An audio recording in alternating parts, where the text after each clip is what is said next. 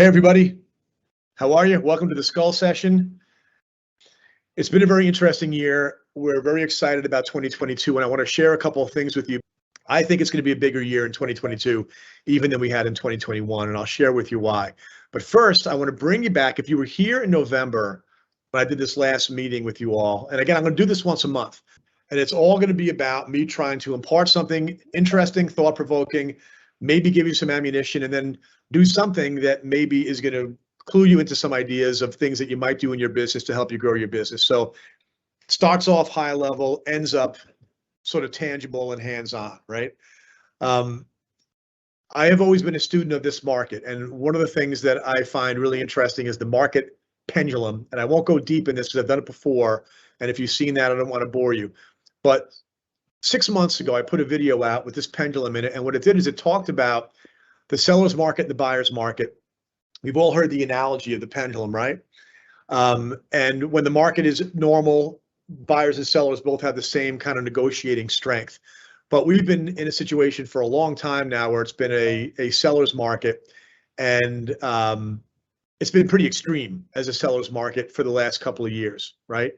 But what I was always into is the characteristics and the behavior and the thought processes of buyers and sellers during these different market cycles is what forecasts what the market stats are going to say months and months down the line, right? And so it turns out that economists that think they know what the economy is doing are always looking backwards.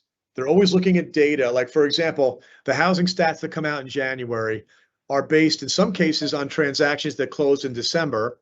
Some indexes, it's based on transactions that closed in November. And you and I both know that a transaction that closes in November, December was probably negotiated in September, October, probably October, but it's based upon the seller and buyer attitudes from the end of the summer, right? Because a buyer who's in the market, their attitude is in play some period of time before they actually get something in contract. And a seller's attitude is in play when they list the property. So point is that the housing stats, when they get out in the media, are always pretty much 5 months old. And when they try to take the stats that come out today and match it up with the behaviors that are happening in the market today, they're always wrong. Like, when I say always wrong, they're always wrong. Myths and realities, like every headline I see in the housing market is always incorrect to some extent because they're looking at old information. But you guys and gals, you're the ones that actually have your finger on the pulse of what the buyers and sellers are thinking right now. So last summer, I was hearing from agents in the field that, like, it's still a seller's market, but like we used to have 15 offers in the first 2 days, and now we have 3. And that was notable, right? That was notable because all of a sudden it was a frenzy, and now it was less of a frenzy. That was the first indicator that maybe the pendulum was swinging a little bit. And the question is, when the pendulum is going to swing, what are the characteristics of the market in that moment, right? So during a seller's market, demand is high. Yeah, check. Inventory is low. Check. We had bidding wars. Got it. The transaction count is high. Sales prices are rising. And the question of when is it going to shift back is when the buyers finally resist. The prices go up so far that the buyers resist. And back last July, August, September, we started getting signals that the buyers were, in fact, getting a little bit fed up because there were less bids, right? Instead of 15 offers, there were 3. So here's what is on the minds of reporters today. So that's the backdrop, right? Trying to figure out what behaviors today signal where the market's going to be in the next, 3 to 6 months. So this is what the reporters think. U.S. housing shortage will be around for years to come, says so-and-so from CEO of whatever company. Housing shortage likely to outlast other pandemic-driven scarcities. 3 reasons why the housing shortage will last for years. This is all from today, by the way. I did a Google search this morning of housing shortage, and these are, I didn't say there is or isn't one, I just said housing shortage, and this was the whole first page of responses that I got. And as you can see, Goldman Sachs thinks it's going to last for years. Okay, the housing shortage, the housing shortage. I love this one. In 2021, the housing market is kind of like the toilet paper shortage, right? So these folks are having fun. We could trash the media all day if we want to, but I'd rather just prove that they don't know what they're talking about, and they will, they'll fool the public, but they'll also fool your competition. So this is today's reporting on the housing shortage. Here's the reality. Okay, this chart shows 1960 all the way through 2021.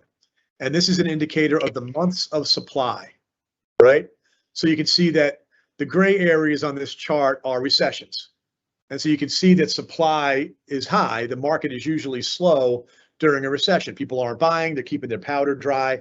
Back in 2008, we had a lot of inventory accumulate, right? But when the market is healthy, and you can kind of like, if you see my pointer, you can see that as I go along, I cut between the peak and the trough of each one of these waves, and it kind of puts me at this level of like 6 to 7 months, 6 to 8 months worth of inventory. And you guys know what that means, right? That's however much inventory is out there divided by the number of homes that sold this month. So there's 1,000 houses out there and 100 sold this month. We have 10 months of inventory, right? So here it looks like, yeah, six months of inventory, 7 months of inventory is kind of across the middle of this chart. Now let's go to the end of the chart here. This little area here, the last 10 years, last 8 years, and I'm going to zoom in. So you can see right here in the beginning and middle of 2020, this is like the beginning of 21 right here, because here's 20 right here. The beginning of 21, inventory was at a historical low. And then it recovered, and inventory right now, again, going back to this chart without the zooming in, inventory today nationwide is at 6 to 7 months worth of inventory. That might be different in your local market, but those reporters are talking about the national market when they write those stories, and they're wrong, right? And the thing that exacerbated all this, and the thing that I want to bring kind of to all of you, is the idea that when you think there's, quote, nothing to buy, right? Buyers think you can't get a house. I hear a lot of that. You see how many people out there have sellers that aren't going to list because they're afraid they won't be able to get a house, right? It's pretty common. That is an opinion they have that is partially driven by the reality maybe of losing a couple of bidding wars, but it's also this idea that the vibe, the story, the narrative was there's no inventory, but they conflate inventory with listings put on the market. You can have a lot of listings come on the market and very low inventory if the listings sell quickly, right? Makes sense. But people confuse those two things. The media certainly confuses those two things. And the perception was like, if inventory was so tight, and tight inventory was basically an indicator of a really tight real estate market, we wouldn't have had the best year we've ever had in 2020 and 2021. So here is where inventory is now. Here is a chart, and like the point I'm making on that is that the market is normal right now. And I wish I could hear from you all to give me an indicator. Maybe you can in the Q&A. Is the market loosening up where you are? Are you starting to see inventory kind of back at normal levels again? Are there houses to show? Are there houses to sell? Is it like this universal bidding war situation, or has it gotten back to, yeah, there's multiple offers, but it's not like people are just climbing over each other to drop offers at 10% over asking price? That's what seems to be happening, and the data reflects right now that the inventory is back up to a more normal level. This is a very interesting map because it shows the dark or the blue areas are places that have sufficient supply, and the dark red have a high housing shortage, and the medium red has a medium housing shortage. And what's interesting is in the central time zone, all of our markets are either blue or peach colored, and peach is like medium, right? Not an extremely tight market in terms of inventory. What I found fascinating, and I have no explanation for yet, is why Boston, New York, and the coast of California have the biggest housing shortage in the country right now. I don't know yet why, but I was very gratified that Minnesota, Chicagoland, St. Louis, and all of Texas, the markets that we're in for the most part, with the possible exception of Austin, are markets where the inventory has made it back to normal levels according to these data points.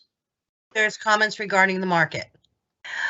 Jeff Lang said it's loosening slightly, southeast Wisconsin and northeast Illinois. Lewis Jones, the market is becoming more normal in Chicago area. Kirby says here in the Austin area, we've had 36 company headquarters move here. No indication of a shortage of buyers, just a shortage of inventory. Austin says we are still undersupplied in the Twin Cities. James says Austin, Texas, still multiple offers when homes are in good shape. Okay, cool. That's good enough for now. So you get the vibe. This is national data, but it's all designed to sort of make a point, which is coming. Okay. This is annual home sales. And again, all year long, what we heard about is there's nothing to sell, there's nothing to sell, there's nothing to sell. Typically, 5.5 million home sales a year is a normal year. And if you go back to 2005, you can see that it was crazy in 2005. It got down to more normal levels. It got slow during the housing crisis, and it got normal. And all the way through the 2010s, most of the time we were at between 5 and 5.5 million home sales. 2021 was 6.5 million. That is comparable to 2006. All right. And again, during the whole period of time, if you believed what you heard out there, it was a very, very hard time to make a living in real estate. I'm not saying it was easy, but there was inventory. It just didn't sit on the market. Okay. There was houses coming on the market. They just didn't sit in inventory. The projection for next year is another 6.5 million unit year. And so the point of this is that the demand is still very strong. Okay. People are still leaving the city to go to the suburbs. People are still leaving the coasts to go to Texas, right? But all of our markets are destination markets for the migration trends that we have gotten as a result of COVID, right? This pandemic has had an uncanny way of accelerating trends that were already happening, right? That's kind of the gist of it, is that things that were used to take a long time are now happening more quickly. So just like we saw the first whiffs late this summer of buyers getting fed up, and inventory started to catch back up again, at least on the national scale.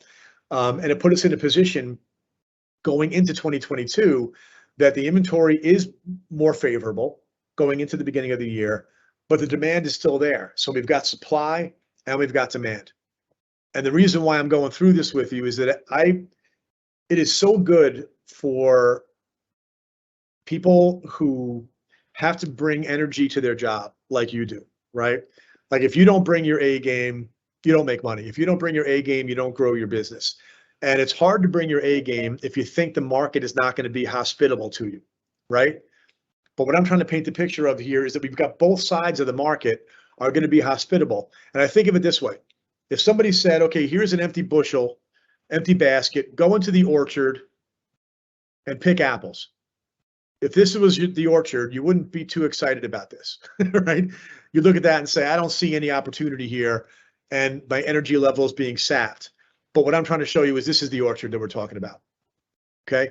There's a lot of low-hanging fruit out there. The buyer demand is going to be there. The supply is going to be there. And so I want to encourage everybody here, you know, the next 3 years, I want this to be the best work any of us have ever done in our careers over the next 3 years, right? That's the table is set for us to have a gangbusters 2022. But that all depends upon how fired up we are and how much we execute our game. Hopefully most of you folks, hopefully everybody's got a business plan. Hopefully it's on paper. If it's not, hopefully it's at least in your head, right? But I'd love to have you put it on paper. I want you to daydream about what happens in 2024 if 2022, 2023, and 2024 are those gangbusters years where you grow at double-digit increases in your business each year, where you double and redouble your productivity over a 3-year window. And I want you to daydream about that, and I want you to feel it viscerally of what it's going to be like in 3 years when you achieve this phenomenal run. Now, many of you are already multiple years into a great run. So I'm talking about continuing that and accelerating it. And I just wanted to paint the picture that all the data, the objective data, not an optimist like me, but the objective data all points to this being an incredibly fertile year for our industry. And what I'm hoping is that our competition is not getting this message. Our competition is looking around and seeing these stories out there, buying into the idea that the housing shortage is going to last for multiple years, many more years in the future, even though it's already ended. That's the amazing thing about this. Those stories were running today in different media outlets, and today the inventory is already back up again. Okay, so they're misinforming people, not you. Hopefully the competition. I wanted to paint a picture for you that this is going to be a great year. And if you really run into it with all your energy and you get excited about it, it's going to be very welcoming to you and it's going to pay off.